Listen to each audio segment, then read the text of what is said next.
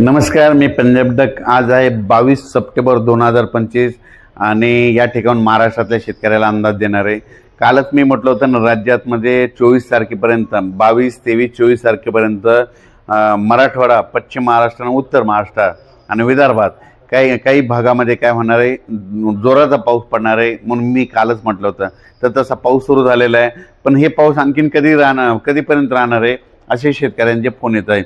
म्हणून हा परत एक तातडीचा अंदाज शेतकऱ्यांना दिला। तर राज्यात आणखीन 22 सप्टेंबर, 23 आणि 24 दरम्यान राज्यात दररोज वेगवेगळ्या भागात दिवसभर ऊन पडन आणि परत रात्रीला जोराचा पाऊस येणार आहे। म्हणून हा मराठवाड्यातल्या सर्व शेतकऱ्यांनी हा अंदाज लक्षात घेतला। पश्चिम महाराष्ट्रात देखील हीच परिस्थिती राहणार आहे। दिवसा ऊन पडल, काही ठिकाणी दुपारनंतर कधी रात्रीच्याला असा पाऊस येणार आहे म्हणून हा अंदाज लक्षात घेतला। उत्तर महाराष्ट्रात देखील अशीच परिस्थिती राहील। दिवसा ऊन पडल आणि रात्रीच्या परत पावसाचं वातावरण तयार होईल। ठिकठिकाणी पाऊस पडेल, सर्वदूर पडणार नाही, पण पाऊस मात्र काही भागामध्ये जोराची हजेरी लावणार आहे आणि याच्यामध्ये स्पीड जास्त असणार आहे म्हणून हे लक्षात येतं। त्याच्यानंतर विदर्भात देखील काय होईल, भाग बदलत पाऊस पडणार आहे म्हणून हा अंदाज लक्षात येतं। त्याच्यानंतर 25 आणि 26 दरम्यान राज्यात 2 दिवस वातावरण कोरडं राहील, म्हणजे चांगलं ऊन तापन, म्हणजे चांगलं सूर्यदर्शन होईल। पण त्याच्यानंतर राज्यामध्ये 27 सप्टेंबर, 28, 29, 30च्या दरम्यान राज्यामध्ये ठिकठिकाणी मुसळधार पाऊस पडणार आहे, कुठं अतिमुसळधार पडणार आहे, कुठं रिमझिम पडणार आहे, कुठं ओढे नाले पडणार आहे। म्हणून हा अंदाज सर्व जनतेने लक्षात घ्यायचा, सगळ्यात महत्त्वाचं शेतकऱ्यांनी लक्षात घ्यायचा। नदीकाठच्या लोकांना सांगू इच्छितो की तुम्ही काय करा, ह्यामध्ये 27 ते 30 दरम्यान आपली जनावरे नदीच्या काठाला, नदीच्या तीरावर, नदीच्या काठावर बांधू नका। त्याच्यानंतर आपल्या पाईपलाईन असल्या तर आधीच बाजूला काढून ठेवा, कारण ह्या पावसामध्ये म्हणजे जे धरण आहेत त्या धरण क्षेत्रामध्ये, त्या कॅचमेंट एरियामध्ये जास्त पाऊस पडल्यामुळं त्याच्यानंतर ह्या धरणाचा देखील पाणी सोडावं लागणार आहे। म्हणजे धरणात पाणी सोडल्याच्यानंतर जास्त जर फ्लो नदीमध्ये आला तर तुमचे जनावरं तुमच्या गावात पाणी शिरू शकतं, म्हणून ही तुम्ही अगोदरच काळजी घ्यावी। खूप दिवसापासून 27 तारखेला पाऊस येणार आहे म्हणून ही सांगते, पण शेतकऱ्याचे परत असे फोन आलेत की हे पाऊस आता आमचं सोयाबीन करण्यासाठी कधी उघडणार आहे। तर राज्यातल्या शेतकऱ्याला सांगू इच्छितो की राज्यात 30 तारखेपासून ते 10 तारखेपर्यंत राज्यात हवामान कोरडं राहणार आहे। त्याच्यानंतर काय होईल, 30, 1, 2 तारखेला धुळी येईल, त्याच्यानंतर पाऊस देखील कमी होणार आहे आणि त्याच्यानंतर तुम्ही जसं वेळ भेटेल तसं दुपारपर्यंत तुमचं सोयाबीन कापायचं। कापल्याच्यानंतर तितकं वाळल्याच्यानंतर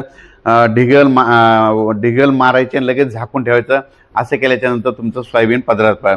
आणि त्याच्यानंतर सगळ्यात महत्त्वाचं एक सांगू इच्छितो, अंबड म्हणजे जालना जिल्ह्यामध्ये अंबड तालुका आहे, अंबड तालुक्यामध्ये रोयलागड हे गाव आहे।